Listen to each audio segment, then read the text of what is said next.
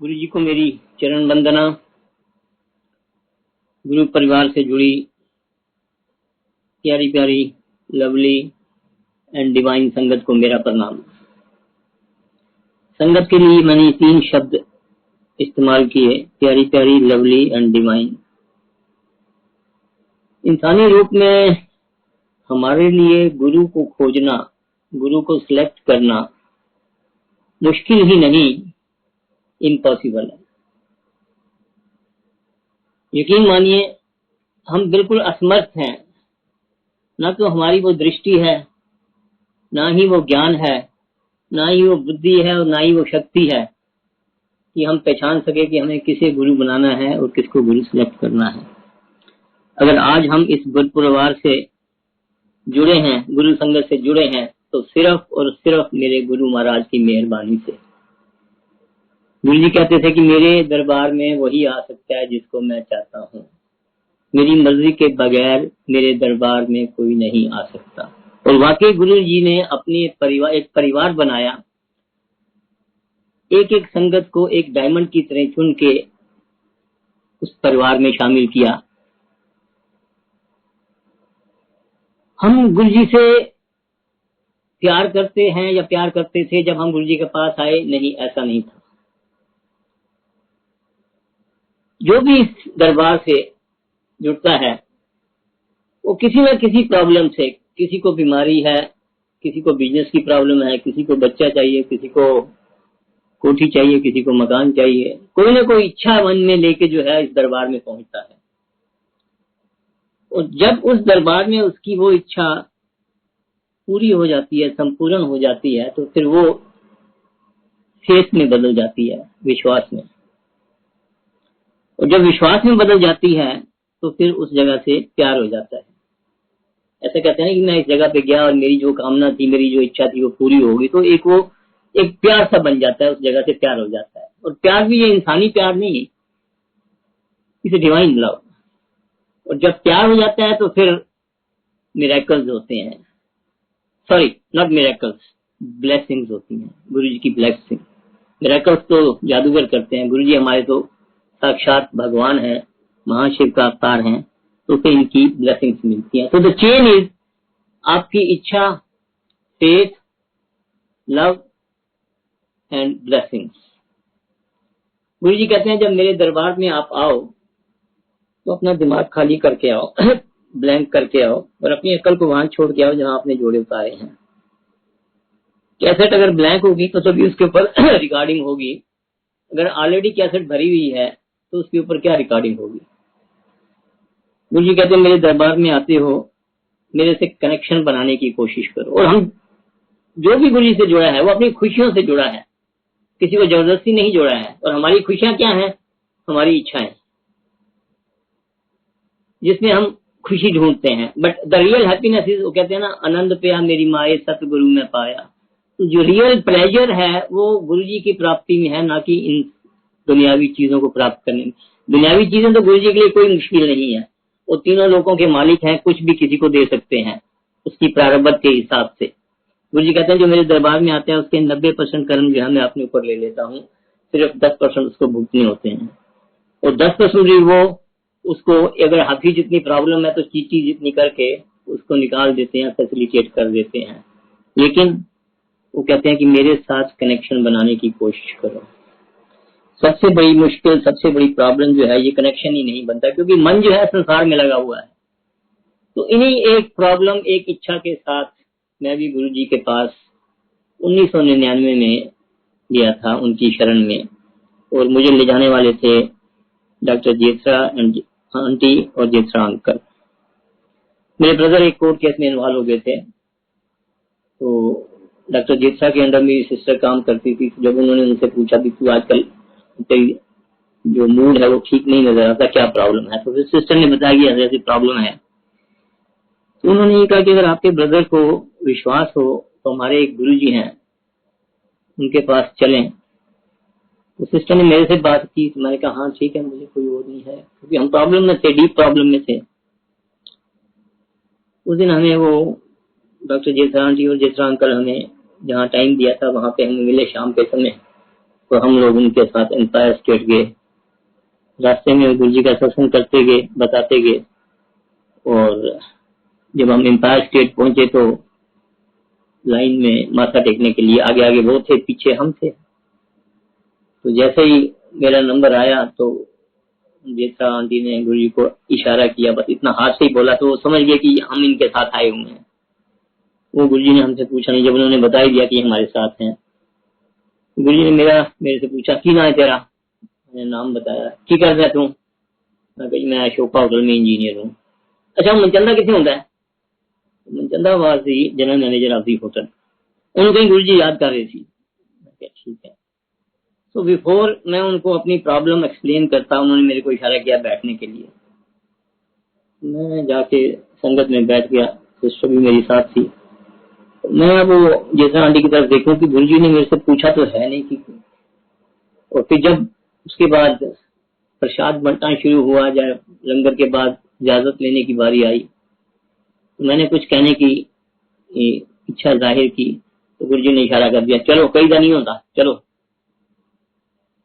उन दिनों empire state में 7 दिन गुरु जी बैठते थे, तो हम लोग शाम के टाइम में हर रोज हमारा ये होता था कि हम प्रॉब्लम में थे गुरु जी के पास आए।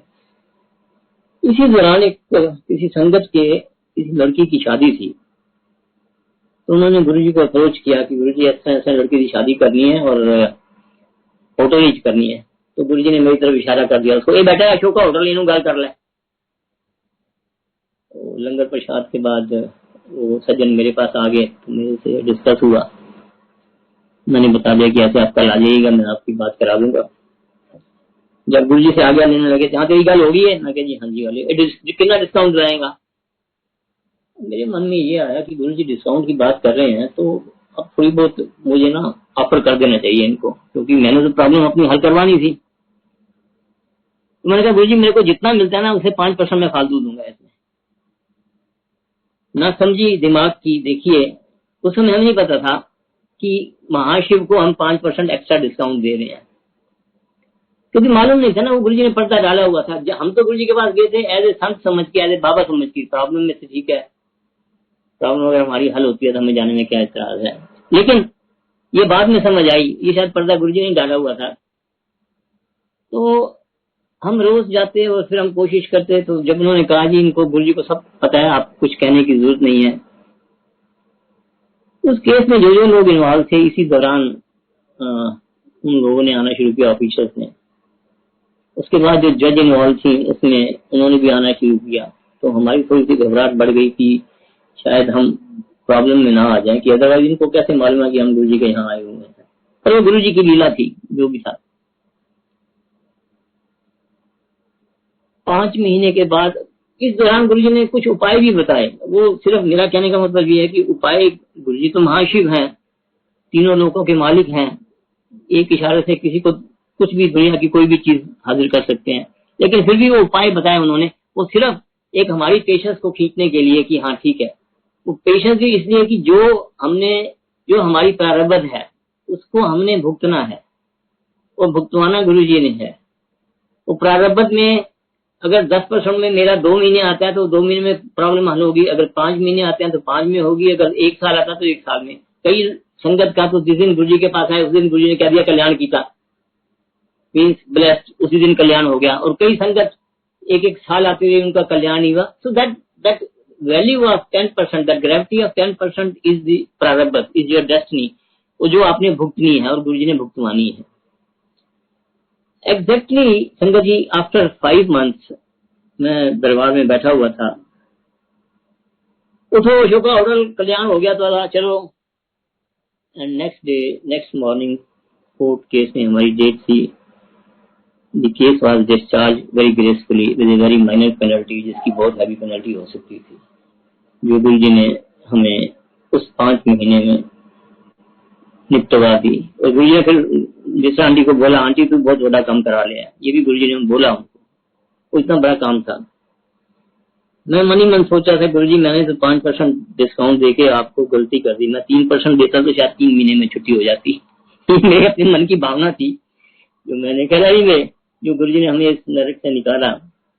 और उसके बाद फिर पीछे बैक थिंग हमने कभी नहीं देखी। मेरा बेटा, छोटे वाला बेटा, उसको जोशी ने कह दिया था कि तेरी किस्मत में, तेरी हाथों की लकीरों में बाहर जाने का नहीं है। तो वो भी गुरु जी से जुड़ा है, मेरे साथ ही जुड़ा है। गुरु जी ने उसको यूएस भेजा एमएस करने के लिए 2006 में। यहाँ से एमएस करने के लिए गया। मैंने यहाँ से बैंक से उसकी फीस के लिए लोन लिया था 20 लाख का, और 4-5 लाख रुपया और ऊपर उसको दिया, तो 25 लाख के करीब ऊपर लोन जो था मेरा। 2008 में उसने एमएस कर ली इन बायोमेडिकल इंजीनियरिंग फ्रॉम कैलिफोर्निया। और उसके बाद यूएस में रिसेशन आ गया। That was in the year 2008। Recession ऐसा आया कि वहां से लोगों को निकलना पड़ा, नौकरियां थी नहीं। और मेरी रिटायरमेंट जो थी वो 2008 जून की थी, मतलब जनवरी से जून तक का मेरे पास टाइम था। और जैसे ही मेरे ऊपर ये लोन की लाइबिलिटी आई 25 लाख की, क्योंकि लोन की डेट खत्म होने के बाद इंटरेस्ट शुरू हो जाता था, 25-30 हजार का इंटरेस्ट था, वो मुझे देना पड़ता हर महीने, क्योंकि मुझे अपने सैलरी से देना पड़ता। मेरी वाइफ भी जॉब में थी, मैं भी जॉब में था। 3-4 महीने तो हमने बेटे को जो है यहाँ से फंडिंग किया भी, ठीक है जब तक नौकरी नहीं मिलती तो आप ये उसको पैसा भेजा हमने कि आप सरवाइव कर सको। मई के महीने में मेरे को मेरे एक फ्रेंड का बेंगलोर से फोन आता है, मिस्टर दुआ आप जून में आपकी रिटायरमेंट है, उसके बाद क्या कर रहे हो? तो मैंने कहा अभी तो 1-1.5 महीना है, मैंने अभी सोचा नहीं है। उन्होंने कहा मैं ये ईमेल आईडी है, इस पे आप अपना प्रोफाइल भेज दो। मैंने बोला भी अभी मुझे नौकरी नहीं करनी है, क्योंकि 35 साल की नौकरी के बाद मैं रिटायर हो रहा हूँ, तो I will still take some rest. तो उसने बोला आपको नौकरी के लिए कौन बोल रहा है, आप अपना प्रोफाइल तो भेज दो ना। तो डिसाइडेडली मैंने उस ईमेल आईडी के ऊपर वो प्रोफाइल भेज दिया अपना, एंड विद इन 1 आवर वहां से जवाब आ गया, can you come for the interview on Saturday. Saturday हमारी छुट्टी होती है जहाँ पे मैं काम करता हूँ job.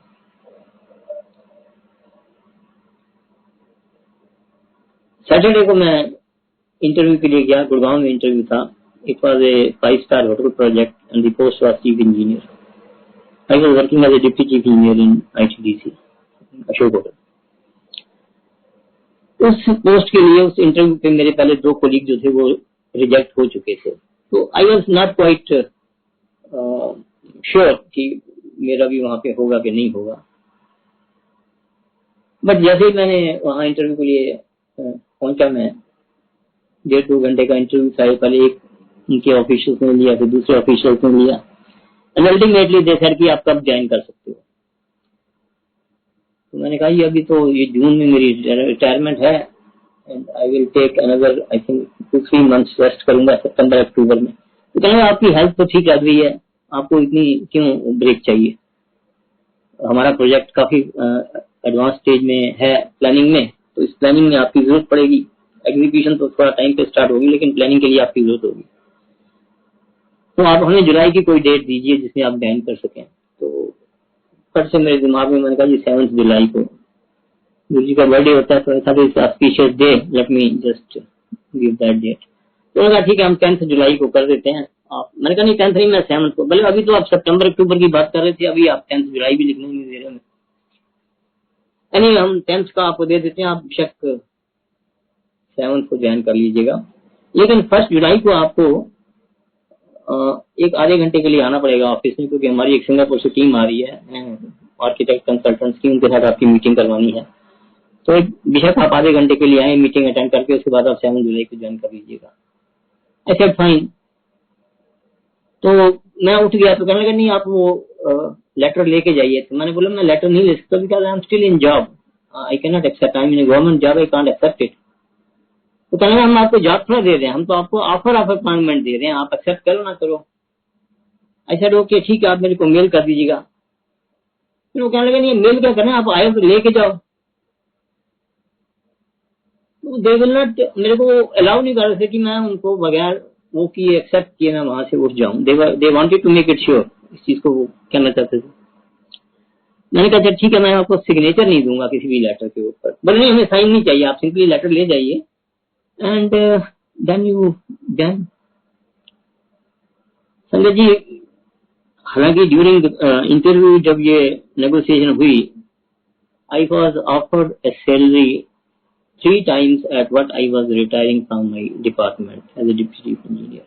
Jai Guruji, this was only Guruji's blessings, which only he could do it. And within next 7 to 8 months, वो लोन जो था 20-25 लाख का, वो कैसे निकला मुझे पता नहीं, वो गुरुजी को मालूम है गुरुजी ने कैसे निकला। तो जब गुरुजी के पास आप जाते हैं, कल्याण की चाह या ब्लेसिंग्स ऑलवेज, इसका मतलब ये नहीं कि आप जिस पर्टिकुलर प्रॉब्लम के साथ गए हैं उसके लिए कल्याण की था। henceforth you are a member of Guruji's family, और आपकी हर प्रॉब्लम के लिए गुरुजी आपको पल पल आपका हाथ बढ़ा के आपको वो उस भ्रम से निकाल लेते हैं, उस जाल से निकाल लेते हैं। सिर्फ जरूरत ये है कि गुरुजी कहते हैं कि मेरे से कनेक्शन बनाने की कोशिश करो, सरेंडर करने की कोशिश करो, विश्वास रखने की कोशिश करो। विश्वास तो हो जाता है, फेथ तो हो जाता है, but that faith is, there is a difference between faith and trust. Faith तो ठीक है, मैं गुरुजी को मानता हूँ, आप गुरुजी को मानते हैं, पर गुरुजी की कितने मानते हैं वही संगत है, बाकी तो भीड़ ही भीड़ है। आज वर्ल्ड के 120 से ज्यादा शहरों में, 25 से ज्यादा कंट्रीज में, 5 कॉन्टिनेंट में गुरुजी का सत्संग होता है। और संगत जब हम जाते थे 99 में, तो संगत होती थी 200-250 के करीब होती थी, जो एम्पायर स्टेट में नीचे के हाल में पूरी है। मैक्सिमम जब बढ़नी शुरू हुई तो हमने ऊपर फर्स्ट फ्लोर पे बैठना शुरू कर दिया था, इतनी संगत थी। और आज मिलियंस एंड मल्टी मिलियंस में गुरुजी की संगत है, तो उसमें से 95% संगत, 98% संगत ऐसी है जो गुरुजी से मिली नहीं है, जिन्होंने गुरुजी का मंदिर तक नहीं देखा है, लेकिन ब्लेसिंग्स गुरुजी की हो रही है, तभी तो संगत जुड़ रही है, कल्याण हो रहा है, तभी तो गुरुजी के सत्संग जुड़ रही है, परिवार में संगत जुड़ रही है। इससे ये है कि गुरुजी कहते हैं सरेंडर करो आप। अगर सरेंडर 10% तो ब्लेसिंग 10%, सरेंडर 20% तो ब्लेसिंग 20%, सरेंडर 50% तो ब्लेसिंग 50%, और 100% तो गुरुजी भी नहीं चाहते कि ये ह्यूमनली पॉसिबल है। बट उस स्टेज को उस तरफ ले जाने के लिए गुरुजी आपको फैसिलिटेट करते हैं। जिस जगह पे आप उनके दरबार में जाके बैठ गए, जो बड़ा मंदिर गुरुजी ने बनाया है घाटी माइंस में, गुरुजी ने 12 ज्योतिर्लिंगों का जितनी शक्ति है वो उस हॉल में है। उस हॉल में, उस जगह पे बैठ के जो भी गुरुजी को कनेक्शन बनाने की कोशिश करता है, उसका कल्याण निश्चित है, निश्चित है। फिर ये अब कई संगत हमें मिलती है, मेरे को वो कहती है जी आप तो बहुत लकी हो कि गुरुजी से आपने गुरुजी को फिजिकली रूप में देखा है, गुरुजी से मिले हुए हो। और मैंने उनको यही कॉन्सेप्ट दिया कि पुरानी और नई संगत का कोई कॉन्सेप्ट नहीं, क्योंकि गुरुजी से कौन किस समय से जुड़ा है, किस जनरेशन से जुड़ा है, ये गुरुजी को मालूम है। हो सकता है पहुंचा आज हो, वो मेरे बाद पहुंचा हो, लेकिन वो किस जन्म से जुड़ा हुआ है। तभी कई बार संगत होती थी को गुरुजी से जब आते थे तो हमने ये कहते हुए सुना है कि आप मेरे पास 10 साल पहले भी आए थे और फलाने फलाने के साथ आए थे, आपको याद है? गुरुजी वो उसको रिमाइंड करवा देते थे। तो गुरुजी को तो सब मालूम है कि कौन किस जन्म से गुरुजी के साथ जुड़ा हुआ है। तो ये 100% गारंटी है कि जब आप गुरुजी ने आपको अपनी शरण में ले लिया तो till moksha it is Guruji responsibility, आपको मोक्ष तक ले जाएंगे। वो आज अगर इस जन्म में हो गया तो ठीक है, नहीं तो अगले जन्म में फिर यही गुरु आपको मिलेंगे और फिर आपको मोक्ष तक ले जाएंगे। और मेरा ये मानना है कि जो एक बार गुरुजी की शरण में आ जाता है, he is allotted a unique identification number। जैसे आधार कार्ड होता है ना, वैसे संगत को, हर इंडिविजुअल को एक यूनिक आइडेंटिफिकेशन नंबर मिल जाता है, जिससे उसकी पहचान, जिस जन्म में भी गुरुजी होंगे उस नंबर से उसकी पहचान होगी। तो ये संगत जी आप इस चीज को सोच के रखिए कि जिस दरबार में आप बैठे हैं तीनों लोगों के मालिक हैं, उनके लिए कोई मुश्किल नहीं है। सिर्फ हमारी सोच में 99.9% तो फेथ है, पर 0.1% दिमाग में हर बार आने पे, हर प्रॉब्लम के साथ आने में ये आता है कि शायद गुरु फैक्टर काम ना करे। ऐसे ही होता है ना, तभी तो हम सत्संग अटेंड अभी भी गुरु जी की शरण में बैठे हैं 99.9% को 100% करने के लिए। बिकॉज वो मालिक हैं जो पूरी सृष्टि को चला रहे हैं, उनके लिए क्या मुश्किल है? उनके बारे में आप ये सोचते हो कि शायद गुरु फैक्टर काम करे ना करे, तो ये हमारी नासमझी है, हमारी सोच नहीं है ये। मैं जिस होटल को बना रहा था, जिसको मैंने ज्वाइन किया, उसके फेशियल लाइटिंग के लिए एक पार्टी को हमने कॉन्टेक्ट किया और ये big contract for lighting the fascia of the hotel, जो इंडिया में नहीं बनती थी। तो इंटरनेट से देख के मैंने देखा एक ओखला की एक पार्टी है, मैंने उनको कांटेक्ट किया, तो उनको बुलाया कि आप आइए, मेरे को बताइए कि मैंने लाइटिंग करवानी है। तो जब मेरे पास वो आए मेरे कमरे में, तो कंप्यूटर मैंने खोला हुआ था, तो मैंने उनको बोला कि प्रोडक्ट अपना दिखाइए। आपने बोले ये हम पहले इंपोर्ट करते थे, लेकिन अब हम अपनी फैक्ट्री में बनाते हैं with the collaboration of so and so company. ऐसा तो कोई शो मी योर प्रोडक्ट, अपना प्रोडक्ट दिखाइए। इतने में ही उनकी नजर जो थी वो मेरे पॉकेट में गुरुजी का पेन था और पेन के ऊपर गुरुजी की फोटो थी। तो उस जेंटलमैन की मेरे इसके ऊपर नजर पड़ी, तो कहने का ये कौन है? मैंने कहा ये हमारे गुरुजी हैं। कभी लगते तो शेट्टी जैसे हैं, फिल्मों में जो काम करते हैं, नहीं हमारे गुरुजी हैं। बोले क्या इनका नाम क्या है? उनके गुरुओं के नाम नहीं होते, गुरुजी बोलते हैं बस।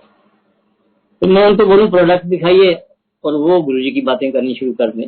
जब मैंने देखा कि उनका इंटरेस्ट जो है, उनका भाव जो है इस तरफ हो रहा है, तो मैंने अपना कंप्यूटर एक तरफ किया, फिर उनके साथ बैठ के मैंने गुरुजी का 2-2.5 घंटे सत्संग किया कि गुरुजी क्या है, गुरुजी पूरी उनको गुरुजी के बारे में बताया। और उससे 2 घंटे के बाद वो खड़े होकर कहने लगे दुआ साहब आज चलते हैं। मैंने कहा प्रोडक्ट कहता नहीं, आज तो गुरुजी का दिन था, फिर अगली बार मैं कल या परसों में फिर आता हूँ आपके पास, फिर प्रोडक्ट के बारे में डिस्कस करेंगे। ऐसा रोके तो कहेंगे गुरुजी की कोई आपके पास स्वरूप है? तो उन दिनों गुरुजी के हमें जो स्वरूप मिलते थे बहुत छोटे छोटे मिलते, स्टैम्प साइज के मिलते थे। मेरी पॉकेट में इंसिडेंटली गुरुजी के अपने हाथ का दिया हुआ स्वरूप सब पीछे साइन किए हुए थे उनके, वो मैंने उनको स्वरूप उनके हाथ में दे दिया। मैंने कहा ये है, तो लेके चले गए। 1 महीना बीत गया, 2 महीने बीत गए, 2.5 महीने के बाद टेलीफोन आता है, दुआ साहब मैं दीपक बोल रहा हूँ। मैंने कहा बोलिए। कहते मुझे बड़ी शर्म आ रही है आपसे बात करते हुए कि मैं आपसे गुरुजी के बारे में इतना कुछ सुन गया और आपने मुझे बताया भी सही, इतना 2 घंटे टाइम भी दिया, लेकिन मैं गुरुजी के मंदिर में नहीं जा सका। मैंने कहा कोई बात नहीं, आपको बुलावा नहीं था शायद। कहते नहीं मैंने ना आपको ये भी बताना कि मैंने मर्सिडीज ले ली है। उस टाइम पे मर्सिडीज बहुत ही रेयर चीज होती थी इंडिया के अंदर। अब मुझे समझ नहीं आई कि मुझे गुरुजी के बारे में बात कर रहा है या मर्सिडीज के बारे में बात कर रहा है। ऐसा तो के मुबारक हो आपको। फिर कहने लगा पर दुआ साहब मैं जब आपसे मिल के गया था, आपसे गुरुजी का स्वरूप लिया मैंने, उससे अगले दिन मॉर्निंग में मैंने अपने ऑफिस में वो स्वरूप को एस्टेब्लिश कर दिया, लगा दिया। और मैं सुबह आता हूँ, सबसे पहले उनको माथा टेकता हूँ, उसके बाद मैं अपना बिजनेस शुरू करता हूँ। और मेरे बिजनेस का लेवल इस लेवल से लेके उसने एक लेवल बताया कि इतना हाई हो चुका है। और मैं आज आपको मैंने फोन इसलिए किया है कि मैं परसों मंडे को मैं गुरुजी के दरबार में जरूर जाऊंगा। तो मैंने कहा ठीक है, गुरुजी का बुलावा होगा तो आप जाओगे जरूर वहां पे। अब मंडे को गया उन्हें, तो शाम को 5-5:30 के करीब उसने मेरे को वहां से फोन किया। एक फोन आया, 2 आया, 3 आया, तो मैं मीटिंग में बिजी था, मैंने फोन उठाया नहीं। चौथी बार जब उसका मैंने कहा कि ये ज्यादा परेशानी में मैं उठा लूं फोन, मैंने फोन उठाया तो कहेंगे दुआ अंकल। तो अब मुझे समझ आ गई, मैंने कहा ये इसका मतलब ये मंदिर पहुंच गया है। दुआ साहब से दुआ अंकल बोल रहा है, तो ये वहां मंदिर में पहुंच गया। कहते मैं मंदिर में खड़ा हूँ, तो यहाँ तो दुआ अंकल ये तो मर्सिडीज का शोरूम है, जो भी आ रहा है मर्सिडीज में आ रहा है। मैंने कहा दीपक साहब आप तो मर्सिडीज लेके गए हो ना, यहाँ तो जो स्कूटर में आता है वो वापस मर्सिडीज में ही आता है। ये मेरे गुरु जी की मेहर है, ये गुरु जी की मेहर। अब देखिए वो इंसान जो गुरु जी से कभी मिला नहीं, सिर्फ मेरे से पहली बार 2 घंटे मीटिंग करने के समय उसका जो भाव था वो गुरु जी की तरफ था। और मैं उसको बिजनेस की और खींचना चाहता था कि मुझे अपना, क्योंकि मैंने जिस पर्पज के लिए बुलाया था उसको, लेकिन उसके भाव देखकर मैं हैरान हो गया कि 2-2.5 घंटे उसने मेरे से गुरु जी के अलावा कोई बात नहीं की। तो ये गुरु जी की मेहर थी। उसके कहते हैं सत्संग करने वाले का भी कल्याण और सुनने वाले का भी कल्याण, दोनों का कल्याण इसमें वो है। तो संगत जी जो आपके मन में अगर ऐसा कुछ है कि जो संगत गुरु जी से नहीं मिली उनके ऊपर कल्याण या उनके ऊपर कुछ ग्रहस्थी कुछ कम है, ऐसा बिल्कुल नहीं है। जो एक बार गुरु जी की शरण में आ गया उसको उसके बाद सिर्फ गुरु जी के अलावा सोचने का कोई और मौका नहीं मिला। गुरु की जो ब्लेसिंग्स है दीज आर 1-to-1 ब्लेसिंग्स, हर एक का 1-to-1 कलेक्शन। गुरु जी कहते थे नई संगत लेके आओ। सिर्फ उनका पर्पज ये था कि ज्यादा से ज्यादा संगत का कल्याण हो सके समाज में। जिस पर्पज के लिए गुरु जी आए थे इस संसार में, जो गुरु आते हैं तो उनका सिर्फ यही होता है कि ज्यादा से ज्यादा समाज का कल्याण हो सके, जितना भी है। तो ये ऐसा बिल्कुल नहीं सोचना कि आप गुरु जी से नहीं मिले। अगर आपके भाव गुरु जी के साथ है तो ऐसा कोई वो नहीं कि आपका कल्याण ना हो। मैंने बेटे को यूएस भेजा था एमएस करने के लिए। तो जब वो वहां पे रिसेशन हो गया तो उस समय में उसको 3 जॉब मिली। और उसके लिए डिसाइड करना मुश्किल हो गया 3 महीने के बाद कि कौन सी जॉब ज्वाइन करे। एक तो पर्टिकुलर गुरु जी को कहता है, गुरु जी आप मेरे को इस कंपनी से एक लेटर दिलवा दो, नौकरी बेशक मत दिलवाना, इट्स वेरी बिग कंपनी। अगले दिन गुरु जी सपने में आते हैं। तो ये भी एक तरीके का ब्लेस करने का गुरु जी का तरीका है, सपने में आपको दर्शन देना। दर्शन तो अब कई तरह के स्वरूप के दर्शन हैं, आप साकार रूप से दर्शन करते हो, ड्रीम के दर्शन करते हो, या उनके जो भजन चलते हैं वो भी दर्शन ही है, गुरु जी का दर्शन ही है। तो ला चिट्ठी मांग रहा थी ना, ला, तो गुरु जी ने उसके हाथ में एक स्लिप दी जिसके ऊपर लिखा हुआ था EQUITY, इक्विटी, एंड नीचे $, सो मच। सुबह मेरे को बेटा फोन करता है, पापा ऐसे रात को गुरु जी सपने में आए थे। He was in New York at that time, और गुरु जी से काफी सत्संग भी करता है वहां न्यूयॉर्क में। तो रात को गुरु जी सपने में आए थे और मेरे को ये स्लिप दे गए हैं जिसके ऊपर ये लिखा है, और मेरे को समझ नहीं आया इसकी। वो मेरे से बात छुपा गया कि मैंने गुरु जी से इंटरव्यू के लिए वो चिट्ठी मांगी थी, वो उसे मेरे को नहीं बताया। तो मैंने कहा अच्छा, गुरुओं का दिया हुआ अच्छा होता है, दे गया ना कुछ गुरु जी का। 5-6 महीने तक उसका इंटरव्यू चलता रहा उस कंपनी के अंदर, एक इंटरव्यू दूसरा इंटरव्यू। अल्टीमेटली जब 6 महीने के बाद उसका 3 बच्चों में शॉर्ट लिस्टिंग हो गया, तो उसने मेरे को बताया कि पापा ऐसे ऐसे मेरा शॉर्ट लिस्टिंग हो गया है, बट जॉब मेरे को नहीं मिलेगी क्योंकि उनकी क्वालिफिकेशन को मैं क्वालिफाई नहीं करता हूँ। उनकी रिक्वायरमेंट MBA फाइनेंस की है और मैं MS बायोमेडिकल इंजीनियरिंग। मैंने कहा तेरे को बुलाया क्यों था अगर तेरी क्वालिफिकेशन उनको फुलफिल नहीं होती। बोले नहीं, मेरी क्वालिफिकेशन के साथ इतना ही रिलेशन है कि कंपनी की बायोमेडिकल फर्म्स में investment, that much relation my qualification has got with that post. और उसमें उन्होंने मेरे को शॉर्टलिस्ट किया एंड बाई चांस मैं इस लेवल तक पहुंच गया। ऐसे no no no, please please stop, आप it's not by chance, it is by choice, guru ji की चॉइस के हिसाब से। बोले पापा आप तो बड़े प्रोएक्टिव हो जाते हो उसमें। मैंने कहा कितने बच्चे थे? बोले 45। तो मैंने कहा कितने शॉर्ट लिस्ट हुए? बोले 3। तो मैंने कहा फिर तू अभी भी नहीं समझता कि गुरु जी की ब्लेसिंग्स है तेरे पे? बोले नहीं, आई एम श्योर, मेरे को कंपनी क्यों मेरे को सिलेक्ट करेगी जब मेरी क्वालिफिकेशन MBA फाइनेंस की नहीं है। फिर ओके, बोले कल प्री फाइनल इंटरव्यू है और फाइनल परसों है। ऐसा ओके। अगले दिन मॉर्निंग में फोन आता है, पापा को एक MBA फाइनेंस उड़ गया। Now the competition is between him and 1 MBA finance. And then he says कि पापा अब ये जॉब 110% उस लड़के की है।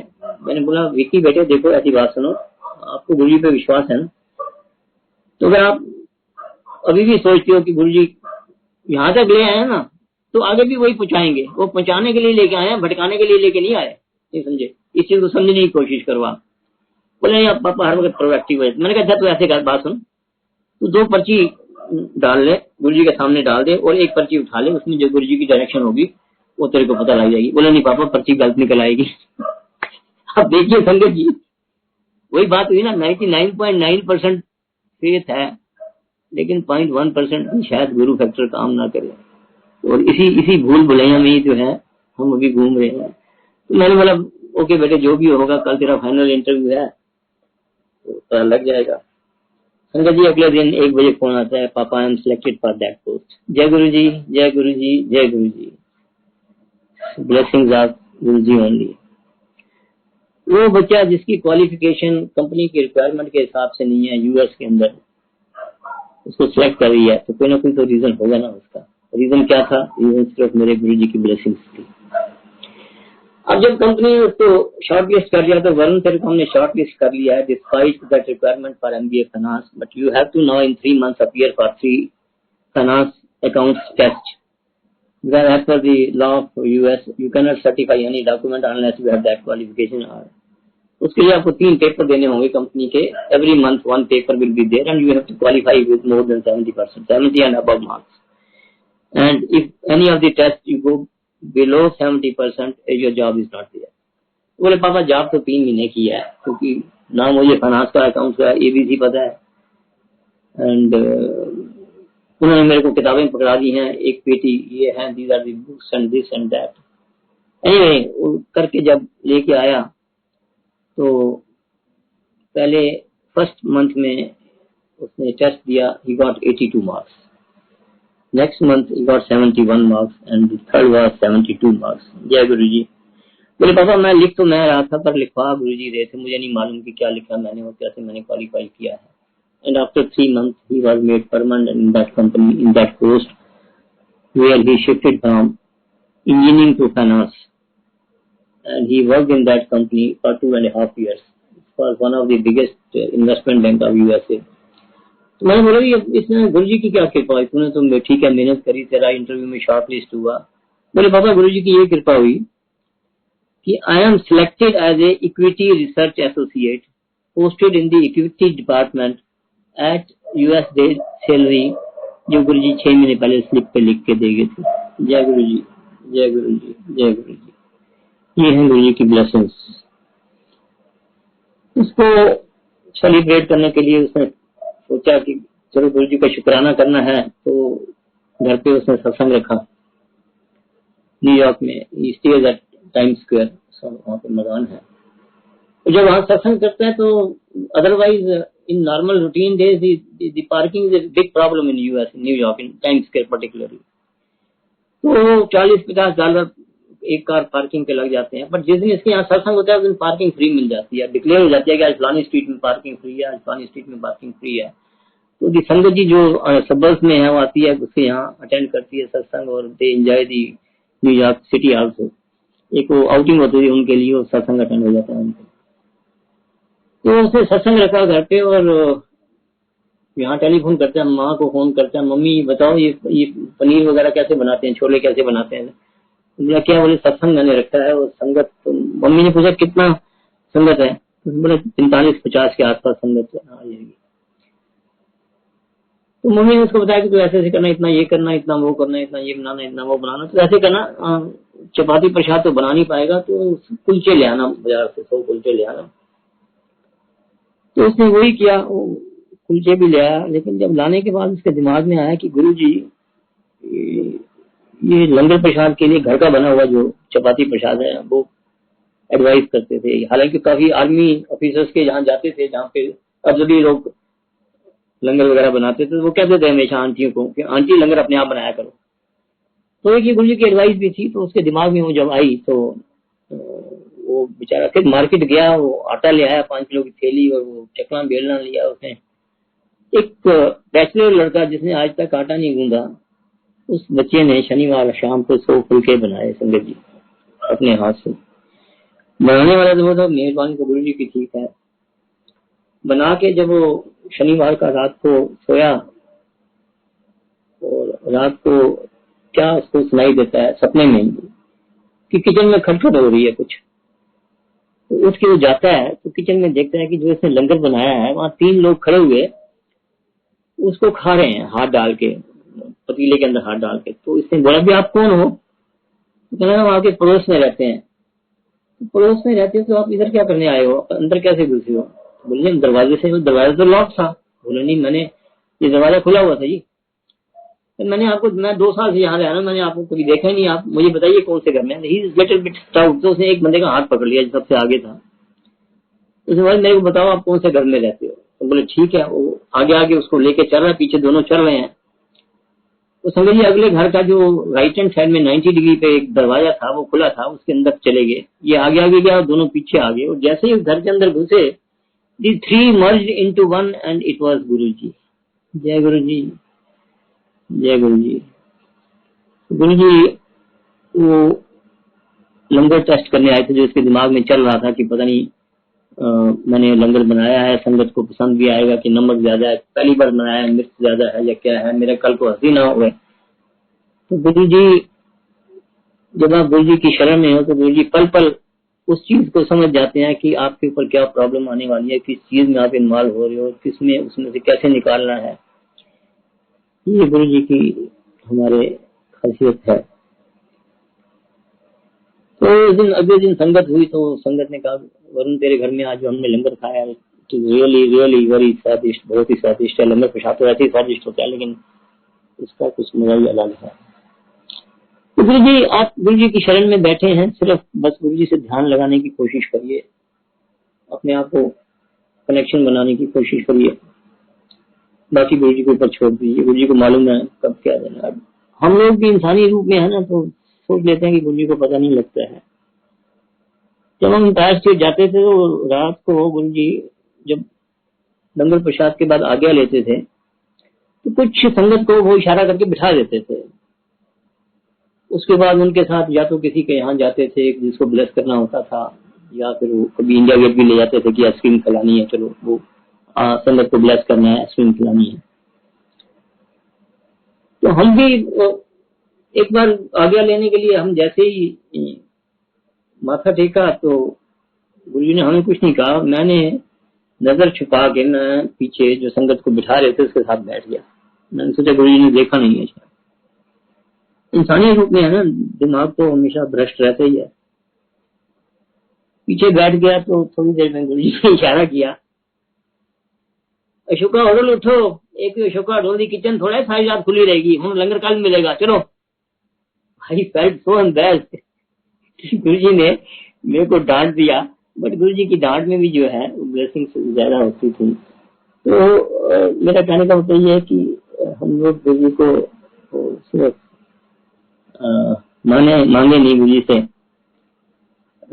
कुछ मांगने वाले को तो कुछ मिल जाता है, लेकिन जो कुछ ना मांगने वाले को बहुत कुछ मिल जाता है। तो हम अपनी टेंडेंसी इसी को यही बनाए। और इसके अलावा गुरुजी के कई सत्संग ऐसे हैं। अब सत्संग आप ये समझिए कि ये आप जितनी बार सुनेंगे, कई बार संगत ने जो इस समय जुड़ी हुई है उन्होंने मेरा सत्संग सुने भी होंगे। बट सत्संग इज नॉट एनी कहानी, कोई कथा नहीं है या कोई नाटकीय रूपांतर नहीं है जिसको आपको लेना है। इसमें आप गुरु की महिमा को देखने की कोशिश करिए कि गुरु की कितनी महिमा हो सकती है। अब इस पैंडेमिक के अंदर हमने हजारों सत्संग सुने पुरानी संगत के, जो उस समय हमारे समय पे 99 के बाद में जिनसे संगत से मैं जिनको देखता था कि गुरु जी के पास आते हैं, लेकिन कभी सोचा, कभी उनके सत्संग नहीं सुने थे जो हमने इस पैंडेमिक में इस रूम के ऊपर सुने।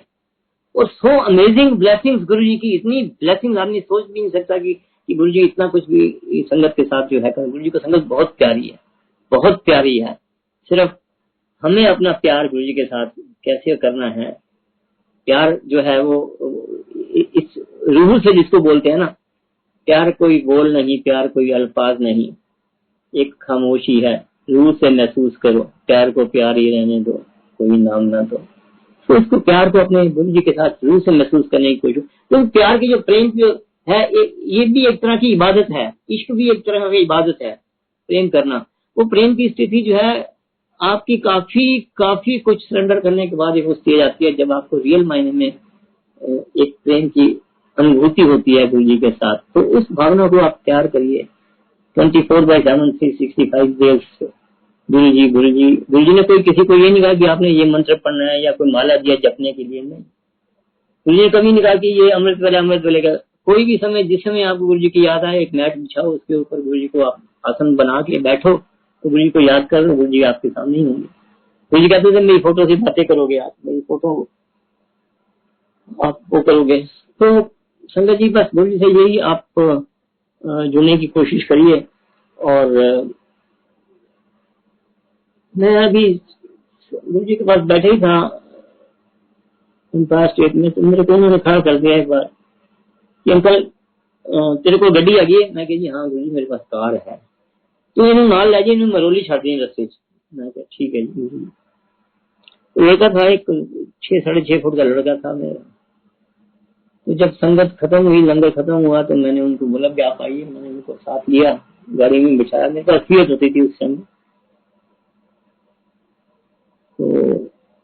जैसे ही हम कुतुब मीनार के पीछे पहुंचे, जैसे डेंस जंगल बिहाइंड दैट। अभी तो खैर काफी सफा हो गया, उस टाइम बिल्कुल इतना डर लगता था रात के टाइम जब हम आते थे, 12 साढ़े 12 1 बज जाता था, तो उस जगह से निकलना भी एक बहुत ही डर सा लगता था। तो जैसे ही हम डेंस जंगल के सड़क क्रॉस कर रहे थे, गाड़ी जो थी वो गर्म हो गई और गाड़ी बंद हो गई, आगे से धुआं निकलना शुरू हो गया। मैंने गाड़ी को साइड में किया तो जो अंकल मेरे साथ थे, कहने लगा अंकल कोई डब्बा उब्बा है या कोई बॉटल है ना, जाके पानी। मैंने बोले इस जंगल में कहाँ पानी लाओगे आप? बोले नहीं अगर है आपके पास तो। उसी दिन मॉर्निंग में गाड़ी मेरी सर्विस होके आई थी, गाड़ी में कुछ भी नहीं था। तो जैसे ही मैंने बोनट को ऊपर करने की कोशिश की, अंकल बोनट को उठाओ नहीं तो भवक मारेगा, अंदर से रेडिएटर पुराने टाइप का रेडिएटर था। वो जंगल की तरफ भागा and Sanjay ji believe me, within seconds ही केम बैक विद ए डब्बा फुल ऑफ वाटर। उसने बोनट खोल के उसमें पानी डाला और थोड़ी देर के बाद हमने स्टार्ट की, गाड़ी स्टार्ट हो गई। मैंने उनको बिठाया और आगे मरोली के स्टॉप पे उनको छोड़ दिया। वो दिन है और आज का दिन है, मैंने उस अंकल को देखा नहीं दोबारा गुरु जी के दरबार में। तो मेरा कहने का मतलब यह कि गुरु जी को सब मालूम है कि क्या उन्होंने करना है। हमारे बोलने की जरूरत नहीं, बोलते हैं ना बिन बोले मेरी बिरसा जानी अपना नाम जपाया, कहे नानक गुरु बंधन काटे, गुरु जी तुम्हारी शरणी आया। तो गुरु जी की शरण में आ गए हैं तो बाकी सब गुरु जी पे छोड़ दीजिए। बाकी गुरु जी ने जो करना है वो तो करना ही है। आप अपनी तरफ से जो है इसको जरूर गुरु जी को कनेक्शन बनाने की कोशिश करिए।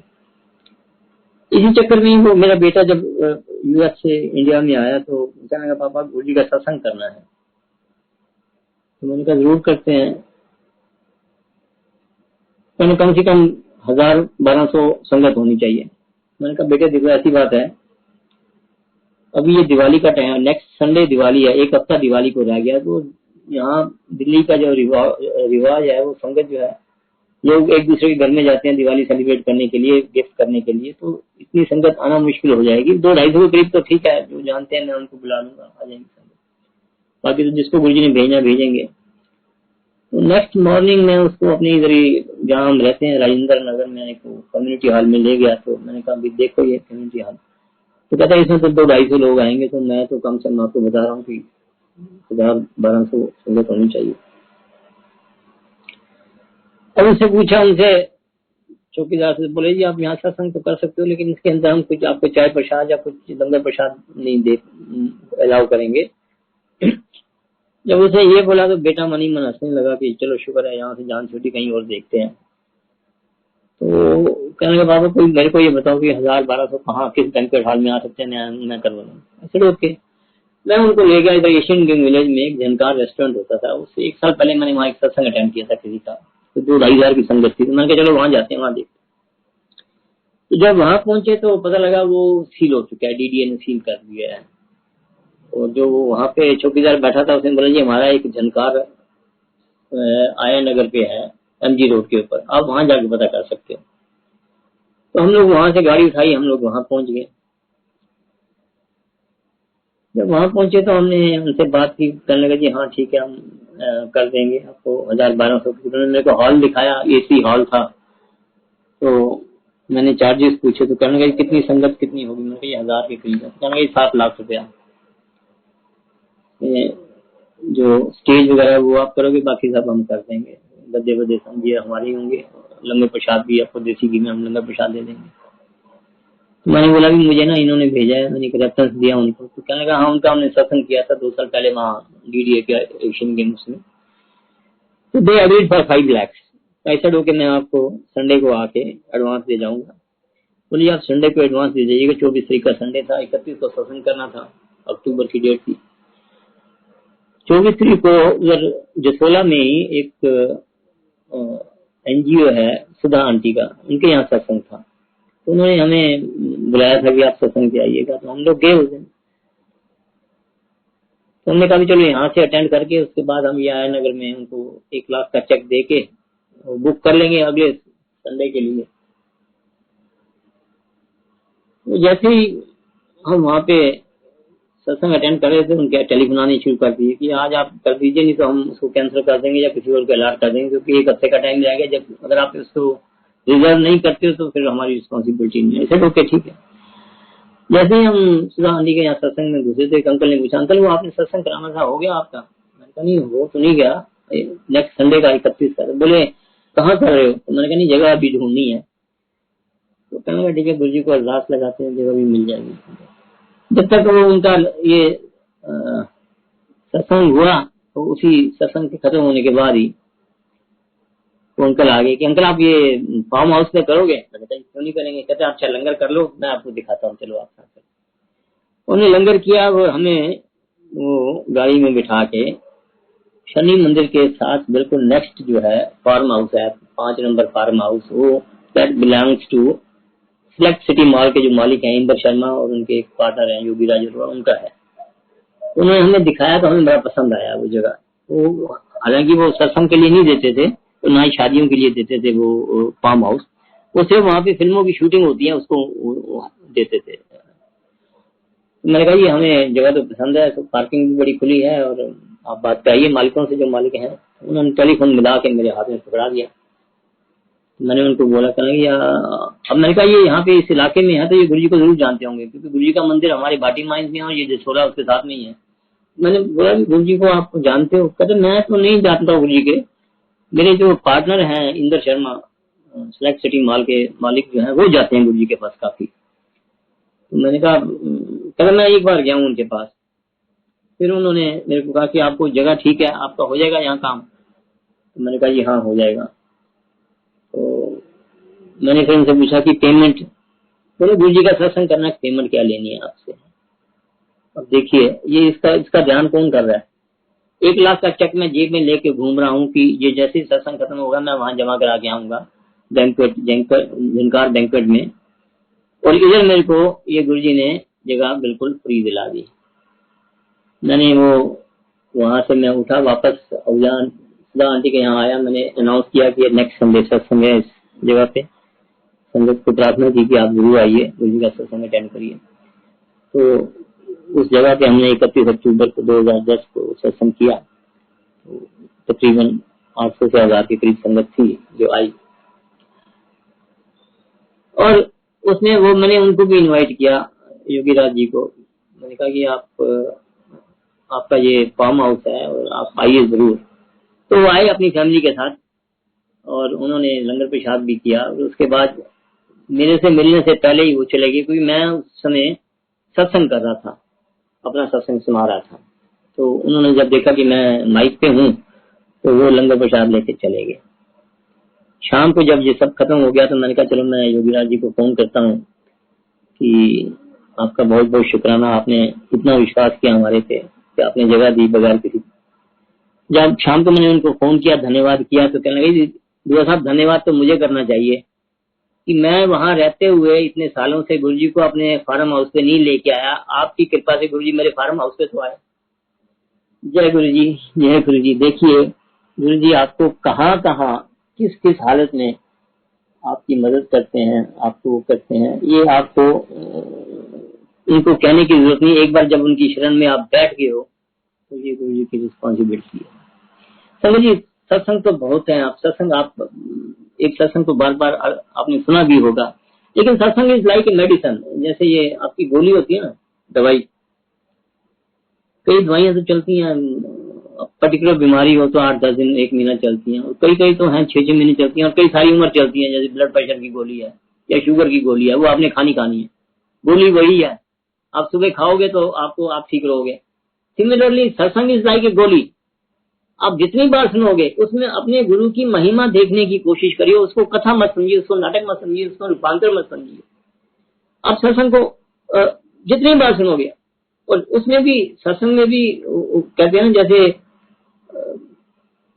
अब सत्संग सुनो तो उसके साथ कुछ ना कुछ गुरु जी के डूज और डोंट्स भी हैं जिनको फॉलो करो। गुरु जी की इतनी जर्नी के लिए हर के अपनी अलग जर्नी है गुरु जी के साथ, लेकिन मेरी जर्नी में मैंने यही समझा है कि गुरु जी ने बार बार यही कहा है, बार बार इस चीज को प्रोफेस किया है, एक अच्छे इंसान बनने की कोशिश करो। अच्छे इंसान की क्या डेफिनेशन है? किसी का आप अगर अच्छा नहीं कर सकते तो किसी का बुरा नहीं करो। बड़ी छोटी छोटी चीजें बताई हैं गुरु जी ने। और जब आप सत्संग में आते हो तो आप कनेक्शन बनाने की कोशिश करो, माइंड को ब्लैंक करने की कोशिश करो, और दान करने की प्रवृत्ति अपने अंदर रखो। दान जरूर करो, गुरु जी कहते थे। तो दान भी ऐसा कि राइट हैंड लेफ्ट को दे तो ना पता लगे, लेफ्ट राइट को दे तो ना पता लगे। ये बड़ी छोटी छोटी बात बताई। और गुरु जी ने इसके अलावा कोई मंत्र जाप नहीं दिया, कोई माला जपने के लिए नहीं, आपको नहीं बोला कि आप इतनी माला जपो ना। इसीलिए उसने, अब मैं बताऊं, एक बार मैं आज से 2 साल पहले, मैं 3 साल पहले शायद सियाटल में गया सत्संग में। उषा आंटी है, उनके यहाँ पे था। तो गुरु जी का बर्थडे का ही सत्संग था वहाँ पे, 2-3 दिन का सेलिब्रेशन होता है। तो मैं पहुंचा तो एक अंकल मेरे को मिले, कहता दुआ अंकल। मैंने कहा जी हाँ। कहते अगर आप वो सत्संग करने लगे हो ना, तो उसमें कहीं फुल स्टॉप कामा भूल जाओ तो मेरे से पूछ लेना। I was stunned to see that gentleman. मेरे को ये बोल रहा है कि अगर आप वो वाले सत्संग करने, मैंने आपका नाम सुना है, कहने लगा आपके सत्संग भी सुने हैं, लेकिन अगर आप वो सत्संग आज अगर आप यहाँ करने वाले हो तो कहीं फुल स्टॉप कामा भूल जाओ तो आप मेरे से पूछ लेना। तो मैंने बड़े हैरान होकर उनसे पूछा, मैंने कहा ऐसी क्या बात है? कहते अंकल ऐसा है, मैंने आपका ये पर्टिकुलर जो सत्संग है ये यूट्यूब पे कम से कम नहीं 200 बार सुना है। 200 बार, 200 टाइम्स। किस लिए सुना है? कि मैं भी, जो मेरी प्रॉब्लम थी, उस प्रॉब्लम को हल करने के लिए मैं गुरुजी के सत्संग लाइट ऑफ डिविनिटी में पढ़ता था। हर रोज कुछ ना कुछ सत्संग में पढ़ता था, और मैं ढूंढ रहा था कि कौन सा सत्संग जो मेरे रेलेवेंसी में, मेरे रेलेवेंट हो, मेरी प्रॉब्लम। मुझे आपका सत्संग जो था मेरी प्रॉब्लम के हिसाब से इट वॉज वेरी रेलेवेंट, और मैंने उसको रट लिया है, याद कर लिया है। उनका भी कोई कोर्ट केस चल रहा था, और 2 साल से चल रहा था, बड़ा डीपली उसमें इन्वॉल्व थे वो। तो कहने लगा उसका हल नहीं नजर आ रहा था। जब मैंने आपका ये सत्संग पढ़ा तो मैंने उसको इतना रट लिया कि मुझे इतना याद हो गया, इतना कॉन्फिडेंस हो गया है कि कहीं आप इसको वो वाला सत्संग सुनो। तो मेरे कहने का मतलब ये कि संगत जी, आप जितनी बार भी कोई भी सत्संग सुनते हो, किसी भी संगत का, पुरानी संगत का, आज तो अब मिलियंस एंड मल्टी मिलियंस में संगत है, आप किसी को भी खड़ा कर दो तो उसके पास ही 2-3 अपने सत्संग होंगे, क्योंकि गुरु जी की ब्लेसिंग हर एक के हैं। चाहे वो गुरु जी तो कहते थे, मेरे पास तो चाहे चोर भी आता है मैंने उसे भी ब्लेस करना है, डाकू भी आता है मैंने उसे भी ब्लेस करना है। कास्ट, क्रीड एंड कलर का कोई गुरु जी के यहाँ फर्क नहीं था। मुसलमान है, हिंदू है, सरदार है, जो भी आया है, जो एक बार गुरु जी की शरण में आ गया है, उसका कल्याण निश्चित है, उसका कल्याण निश्चित है। बट वो कल्याण अब 2 दिन में हो जाए, 2 महीने में हो जाए, 2 साल में हो जाए, दैट डिपेंड्स अपॉन हमारे कर्मस क्या है। बिकॉज इस जो जर्नी है, हमारी लाइफ की जो जर्नी है, दिस इज नथिंग बट हमारे जो कर्म है, वो जो हमने भुगतने हैं, उनको पूरा करना है। उनको पूरा करने में कितना टाइम लगता है, बट एक बार आप गुरु जी की शरण में आ गए हैं तो you are in the safe hand, you are under the protection ring of guru ji for 4 things. Number 1 life, number 2 health, number 3 wealth, number 4 prosperity. इन चारों चीजों की जो ब्लेसिंग्स हैं गुरु जी की, हर एक संगत के पास, जब भी आप सत्संग के लिए आने की चेष्टा करते हैं, सोचते हैं कि आज सत्संग में जाना है, इन 4 चीजों की बाई डिफॉल्ट ब्लेसिंग्स गुरु जी की सब पे हो जाती हैं। लेकिन इन 4 चीजों में क्रम जो डिसाइड करना है वो गुरु जी ने करना है, कि पहले आपको लाइफ देनी है, हेल्थ देनी है, वेल्थ देनी है, या प्रॉस्पेरिटी देनी है। वो टाइम पीरियड जो है गुरु जी पे छोड़ दिए। जब समय होगा, जब टाइम होगा, जब हमारी प्रारब्ध के हिसाब से उसका अंत हो जाना है, तो गुरु जी ने आपको उसे निकाल लेना है। तब तक आप पेशेंस रखिए, विश्वास रखिए। आप एक विश्वास जो है, विश्वास तो हर एक हो जाता है, बट फेथ एंड डिफरेंट। मैंने शुरू में बोला कि फेथ और ट्रस्ट में डिफरेंस है। तो ट्रस्ट करने की कोशिश करिए, ट्रस्ट डेवलप करने की कोशिश करिए। आखिर में बस मैं सत्संग तो और भी लाइन में है, तो कभी मौका मिला तो जरूर सुनाऊंगा मैं आपको, जो गुरु जी ने ब्लेसिंग हम पे की है। तो मैं ये 4 लाइनें मुझे बहुत अच्छी लगती हैं, मैं हर सत्संग में रिपीट करता हूँ, तो यहाँ भी मैं रिपीट करूंगा कि आंखें खुली हों, आंखें खुली हों तो जग नजर आता है। जग मतलब संसार। आंखें खुली हों तो जग नजर आता है।